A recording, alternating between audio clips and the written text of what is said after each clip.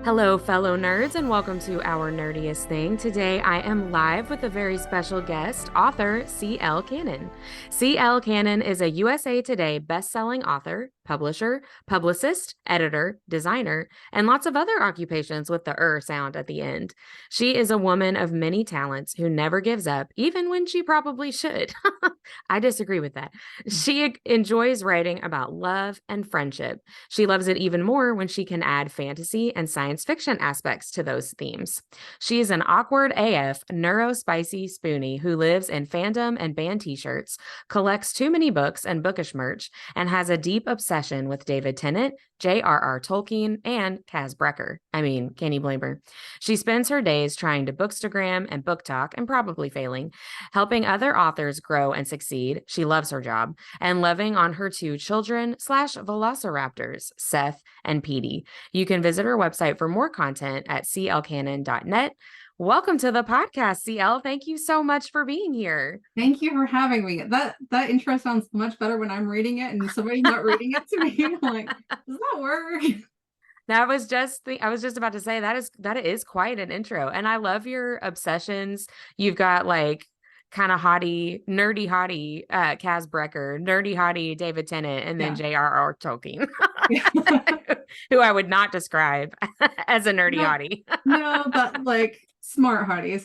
Like, I guess he writes some nerdy hotties. Yeah. Like I would consider Aragorn a nerdy hottie. Yes. Yeah. I'm going to need Deborah to make me a shirt now that says nerdy hottie. I feel like I'm coining a phrase right now.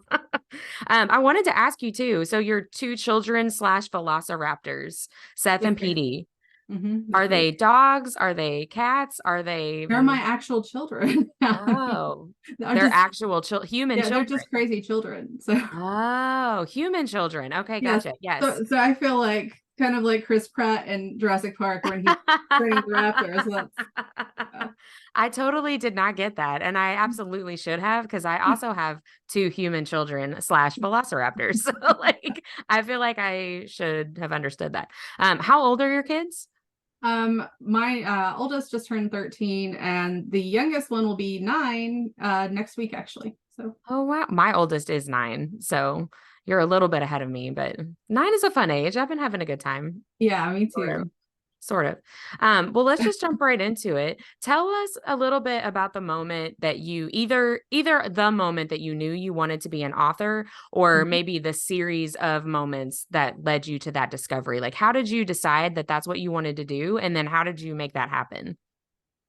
So from a very young age, I was reading probably around 4-ish. I started reading pretty early, and then I kind of just read everything in my school library, and I just loved reading. And I'd get to some stories where the ending wasn't satisfying for me. And like I specifically remember reading Little Women, and I've been a shipper since I guess I was little or something, because like she should have been with Laurie and she wasn't with Laurie. And I was like, I don't like this. So I rewrote it. Now as an older adult, I'm like, I kind of get why she should not have been with Laurie. But like at the time, it was like, I'm going to rewrite this. So at 9 years old, I rewrote the ending and it was terrible. When I look back, I've still got it somewhere. And I looked at it, I was like, this is the worst melodramatic stuff I have ever written in my entire life. But I was 9, so I guess I give myself a pass. Well, yeah.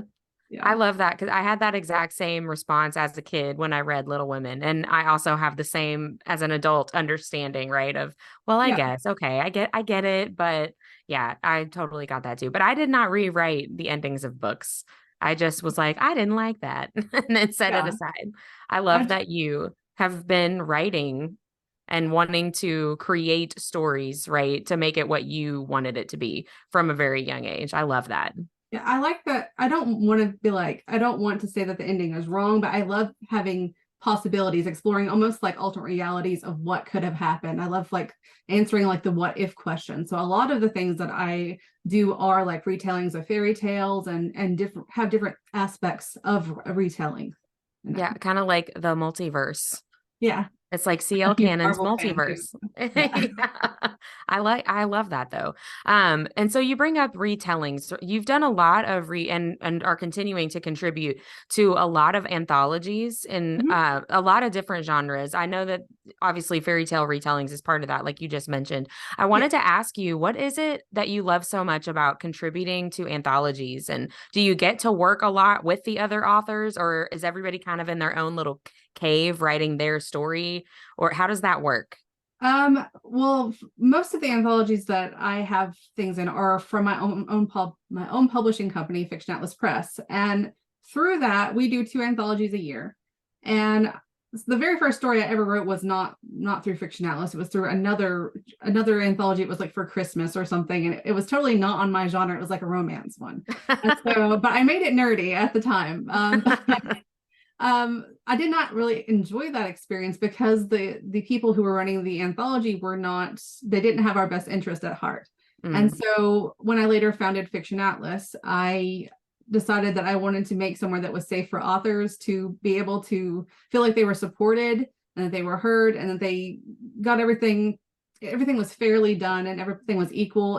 And especially new authors, they yeah. came in and they didn't feel like because there was a bigger name author over here that they didn't matter. So I wanted everybody to be equal no matter who was coming into the anthology. And another thing that I like to do with it, where we do 2 anthologies a year, one anthology is a paid anthology. The authors get paid. The second anthology is a charity anthology. So I pick a different charity every year, and we were able That's cool. to do that. I'm an INFJ and I'm a Virgo, so I like to plan things. I have all kinds of spreadsheets and things like that. So I've always been someone who likes to plan events and do things like that. So I've planned lots of charity events for several years, and then I decided to go on with Fiction Atlas and to do different charities. We've done Alex's Lemonade Stand, which is a childhood cancer charity. We've done Yeah. scoliosis charity because I have scoliosis, and I know that can be kind of hard when you're a kid to find that out. Yeah. We've done the International Red Cross. We're about to do To Write Love on Our Arms. So a lot of charities over the years. So it's good to be able to work with the authors in that capacity to do something good. And it's also, I enjoy just mingling with other authors and being able to either help them in their career by telling them, showing them better ways to market, because I'm a marketing geek as well. So showing them better ways to market and how we can market together more effectively. And just reading everybody's stories is really fun too, because I'm also an editor, so that's another one of the things that I do. So Yeah, you wear a lot of hats. I do. You do a lot of things. And I love that you have created your own space, not just for the anthologies, but for authors in general, right? Because one of the things Yes. that we really love about the book talk community and Bookstagram community is how much of an actual community it is, right? Yeah. And how people are really there for each other and want to be everybody's cheerleaders and support everybody, right? It's not a competition. And I really, really love that. And I was going to ask you next anyway about, you say that you love to help authors grow and succeed. And so you do that through your publishing company, and also you said through marketing. So do you do that through your publishing company, or is that a separate thing? How does that all work? The anthologies are through my publishing company, and then my other part of my company, the arm of it, I guess we'll say, it's called Fiction Atlas Press because it's through that for tax purposes. Everything is through that, but it's kind of entirely separate from the anthologies. I help people with their launches. I help them with marketing for that. I run group giveaways where we sponsor, like right now I have a Grishaverse giveaway going on. So That's we've cool. got some nice Grishaverse items up and some books, and we help authors get like more subscribers to their newsletters or more people on social media following them and things like that. And I always try to keep everything really low cost so they can. So any author, that's another one of my main goals for my company, is any author, no matter where they're at in their career, Yeah. they can utilize our services and be able to build a following. We also do graphics. I do author websites. I do formatting. I do like anything that you can do that has to do with publishing. I can do, except for book covers. I used to design book covers, but everything kind of went to Daz and overpainting, and I don't have that skill yet. So I Yeah. decided that I better put that away, because I do want to make sure that I'm giving people the best thing for the market right now. And if I Right. don't have that skill, I like to, tell somebody this person's really good at this. So another thing that I like to do is find trusted people in the industry and kind of say, here, you need to go to this person because they can help you with that. So, I love that because so many people try to jump on a bandwagon when they mhm. don't have the skill, right? Like they're trying to make it a business when they really shouldn't. It's good to have that self-awareness, right? Like Yeah. I would never be good at helping anybody market anything. I feel like, but that is so great because we just got back actually from moderating Lust in the Low Country, which is a romance con in Charleston. And one of the things we loved about it is the first day was all for the authors, and they Mhm. did workshop panels.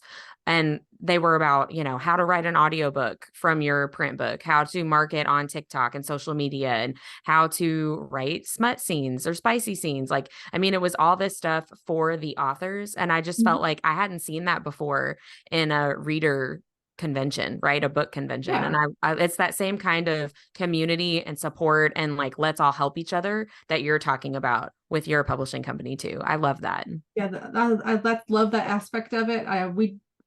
Fiction Actualist Atlas does a lot of that. And also, like, I do a YouTube channel where I highlight other indie authors, and there's a lot of things I do like that just because it's kind of like part of my personality, I guess. I just like Yeah. to, I like to help people, and if I can't say no, so I don't know if that's a good part of my personality or not, but if somebody asks me for something, I'm like, yes, let me help you. So, So can we plug your YouTube really quick? Is it a CL Canon YouTube or is it yeah, a it's CL Cannon author, but it's uh, mostly just showcasing other people. I don't have much of my own stuff on there. It's just like, if you like this book, here's 4 books that are indie published that you would like. Because I do my segment's called the Indie Connection. So Oh, we find cool. like a traditional book, say like you like a Stephen King book. We'll find 4 books that are kind of like that are indie or small press published. So yeah. That's really cool. So tell us a little bit about your writing of any anthology I'm sure you have coming up. And you also have an upcoming novel, A Yeah. Kingdom of Dreams. Well, can you tell us a little bit about that? Yeah. Okay. And then the Kingdom of Dreams. I've been working on this one for a while. It is my Sleeping Beauty retelling. Oh, And cool. I've always been fascinated with Sleeping Beauty. It's one of my favorite, like, older fairy tales. And I decided that I wanted to let Sleeping Beauty have more agency Mm, because, especially in the old tale, it's very unfortunate, a lot of the things that happen to her, and she has no power. And I wanted to mm, kind of give her the power back.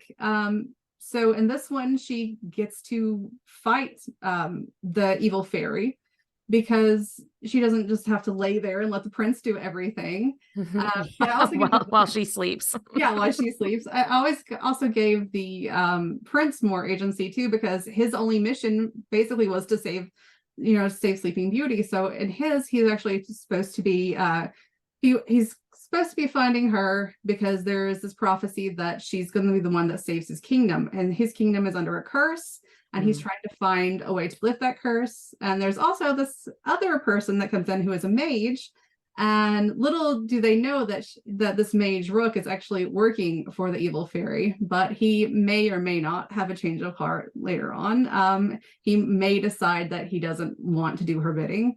That's just something that they'll find out when they read the story. But sounds like a morally gray character. yeah, We if love you a haven't morally noticed, I gray am guy. addicted to morally gray characters. So So yeah. are you planning on this book being a standalone book or the first in a series? How It's going to be a duology right Oh, now. So okay, there's going to awesome. be this first one is in the Kingdom of Dreams, and then with a Crown of Thorns will be the second part of it. But also it's going to be in a larger kind of interconnected sort of fairy tale retelling series. So the one after that I'm going to be doing is a Little Mermaid retelling that's kind of mashed up with Greek mythology. Oh, cool. So the Little Mermaid fell in love, and her prince went away in one of the Greek wars, and he died. And she's going to go to the underworld to find him, but to do that, she has to, Cool. find this other guy that's supposed to take her there. He's after her. It's a whole vibe. That sounds awesome. I'm really Yeah, excited about that. I love the Greek mythology kind of inspired fiction. I love yeah. that right now. Are they gonna be a series in terms of happening in the same universe, or a series just different fairy tales being reimagined? They are going to be in the same universe. I'm not sure if how much crossover they're going to have. I do plan on some crossover. I also have a sapphic retelling of Rapunzel that I'm going to do in that series. Oh, So they're all going cool. to be duologies. It's just gonna, and they're all going to connect somehow, some way, like in the same universe. Yeah. But I'm not quite sure. I haven't got to that planning stage yet. I'm a pantser, so I I write down the idea and then later I'll go through and figure out how it all fits together. I actually learned that phrase this weekend Oh, at did you? one of the BookCon panels that we did, because I was like, okay, somebody explain to me what this is, because my oldest is literally pantsing people right now, like in our house. Like he'll just pull your pants down. And Oh, so when you say pantser, like that's what I think. So yeah. I was like, somebody needs to explain this to me, because I know that's not what we're talking about right now. That's so funny. You love to plan and be so organized, like you were talking about earlier, Yeah. but at the same time, in your own writing, it's kind of the opposite. It is That's so exactly funny the how that opposite. works. I am a huge mess when it comes to that. I have like piles and piles of notes scattered everywhere on different things on my phone. I've got voice things I've done on my phone. And then I've got probably like 5 or 6 different journals in there that's got different pieces of stories and just loose Just receipt ideas paper. everywhere. Yeah, it's just everywhere. That's fun. Do you have any kind of time frame idea for the first duology yet? It is in May is when the first one comes out, and then the second one will be coming out in August of that year. So next year. Yeah. Oh, awesome. So And people won't have to wait very long after reading the first one for the no, they second book. won't have That's to wait. great. I'm getting it all done beforehand. That way it can come out in a good time. But I'm also thinking about releasing the book on Kindle Vella at the very beginning of the year so that people can get a preview of how it's going. And I'm playing with that idea. If not for that series, I am definitely going to do it for the Little Mermaid retelling one. So Awesome. We'll have to keep an eye out for that for sure. Well, we're going to move into a couple of different speed rounds now. The first one is the nerdy and dirty speed round, where I'm just going to give you some prompts and I want you to just give me the first thing that pops into your head. okay. No wrong answers, no thinking aloud. Okay. Okay. What is a song that you embarrassingly know every word to? I don't know if I know every word, but I know way too many words to Ice Ice Baby by Vanilla Ice. You know what? That's not embarrassing because that's a good song. A book series that you always recommend. Six of Crows by Lee Bardugo. Yeah, that's a good one. Early Bird or Night Owl? Night Owl. Last movie you watched? I watched Thor Ragnarok last night. I watch that a lot when I go to sleep because I always have to have something on. So it's That's one of my favorite Marvel movies.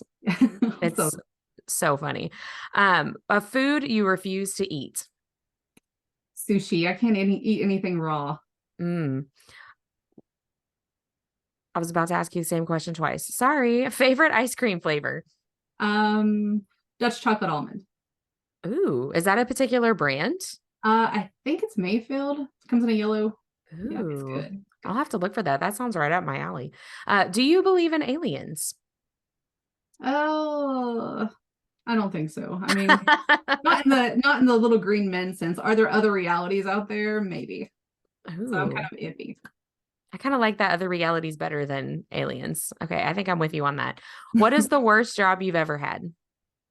Oh, I worked in a factory while I was pregnant, and it was not nice. I Oh, yeah. it was yeah, I got up to 120 degrees in there, and like when I have Yeah, kids, my belly is like. If people ask me if I'm having twins, I just me too. show much more, and it was awful. Yeah, I mean, you do what you got to do, but yeah, that does not sound fun. Who is an author that you fangirl over? Oh, there's so many. I'm gonna say, can I say two?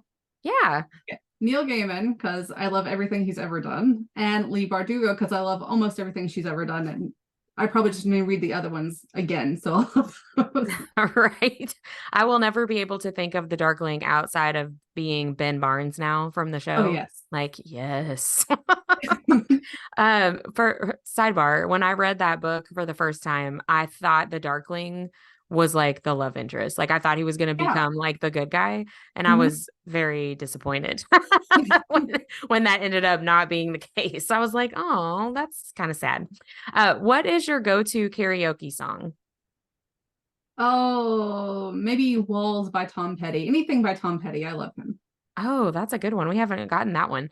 What's one thing that you need to fall asleep at night? Some sort of noise, usually the TV or some sort of music, because silence I just cannot go to sleep to. That's how I need something. Yeah. And last one, what is an underappreciated book that you love? An Ember in the Ashes. I love that series, and not enough people talk about how good it is. Oh, I'll have to look that one up. So now we're going to do three tough questions, and these are related to more your writing.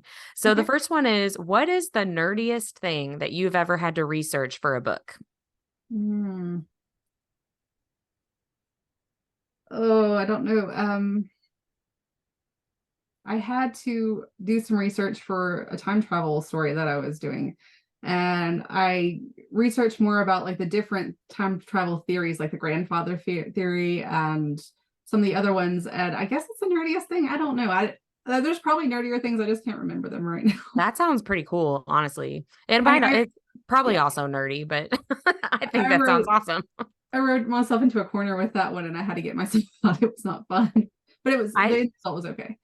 I did a deep dive in one of our episodes about how like time works differently in different dimensions or Mhm. different realities, and ended up just reading all about Einstein's theory of relativity and how time literally moves differently in our Yeah. actual world. And it like melted my mind. And I was like, whoa, like I'm not smart enough for this deep dive. So second tough question. What risks have you taken as a writer that have paid off? Um, I want to say genre hopping because I genre hop quite a bit, especially with subgenres. I've done time travel, I've done fairy tale retellings, I've done romance. There's just a whole bunch of different categories. Time, what was that? I've done space travel, all kinds of different things that really don't align. They don't cross over too much, but Mhm. people have followed me, so I guess I did it okay. That's awesome. Do you have a genre or genre that you like to write more than others? Or is it just kind of, I love to write this right here because that's the idea I have right now? I would say fantasy, especially like fantasy romance, is probably my favorite. I get YA. Let me clarify YA fantasy romance because I'm not really into spice very much, Hmm. but I love writing just about friendship and how friendship can turn into love, or even like enemies to lovers sort of Yeah. deals. I just like that. I really like studying the way people's minds work and being able to put that on a page. Yeah, that's awesome. And I think too, some of the most well-written relationships can be just the tension, Yeah. right? And not actually seeing anything happen. Although I Mhm. don't mind that either. Who am I kidding? And last tough question is, which of your main characters would you rather go grab drinks with? And what kind of trouble might you get in with them? Uh, Probably Samuel from my Forget Me Not series and Bloodlines. He is um he's magical. He's almost like between a mutant and a magician. He has a Ooh, shape-shifting power. So he could turn into nice. any sort of animal that he wanted to. And he also has a power where he can touch someone and kind of know their whole history. Oh, So cool. there is so much that you could do with that, Yeah. that would be fun. You could get in a lot of trouble and have a lot of fun Yeah. with powers like that. That sounds like a good choice. I applaud that choice. So now we have four random questions, and that's exactly what it sounds like. These are just super random. So the first one is, what is your favorite way to relieve stress after a long day? Uh, Probably just going and taking a bath. I love hot baths, just relaxing my kids after my kids are asleep, and I can Mm. just listen to music or something, or listen to an audiobook. I listen to a lot of audiobooks. So, yeah. Do you do the whole like bubbles or bath salts, bath bombs, I candles, the whole shebang? I do bath salt, like the Epsom salts, because I also have Yeah. some chronic stuff going on, so it helps my back a lot. So yeah.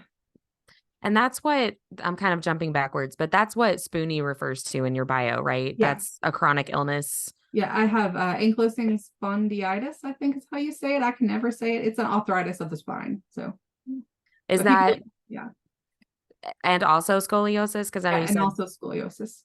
oh. Deb has fibromyalgia. So Oh yeah. I know the term spoonie, but I'm not as educated on it as I feel like I should be with Deb being my best friend. So, but I'm glad that that at least helps relax. And definitely when the kids go to bed, that Yeah.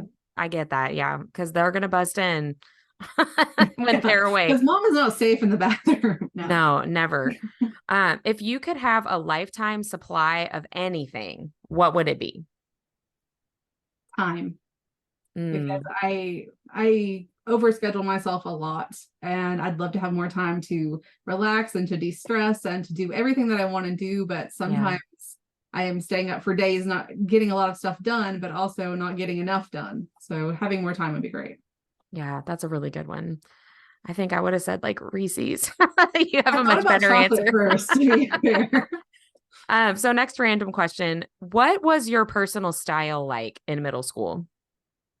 I was dweeb in middle school. I probably had like 2 or 3 seasons worth of like backup clothes. Like I was not in season. I had the big bell bottoms on at that time because it Oh was like yeah. late 90s, early 2000s. And I was right there with you, girl. yeah, it wasn't pretty at all.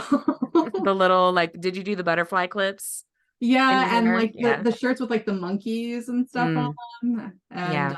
big flowers. It was like the 60s all over again for some It reason. was. Yeah. I see like, Target and Walmart, like they're selling that kind of stuff again. And I'm Uh-huh. just like, guys, let's not do this. Let's not do this again. But no, we were in middle school right around the same time, you and I. So I'm totally right there with you. Last random question. What is the scariest thing that you've ever done for fun? Probably go into Imaginarium because when I went there, I don't feel like I had accomplished enough to go there and to be able to go there and see all those people, and a lot of my heroes were on that panel with me, and I was like, they're touching me, they're beside me, I was kind of fangirling. I was like, what did I do to deserve to be here? But it was so rewarding, and I can't wait to go back. So yeah. That's awesome. And you definitely deserve to be there. Yeah.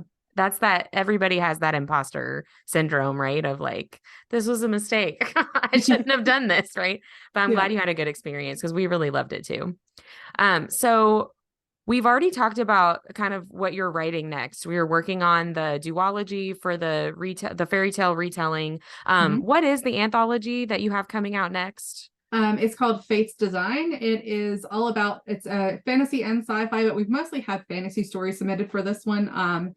It is about changing your fate. So Oh, cool. yeah, so and all of the proceeds from it, 100% of them go to Write Love on Your Arms, which is a suicide prevention charity.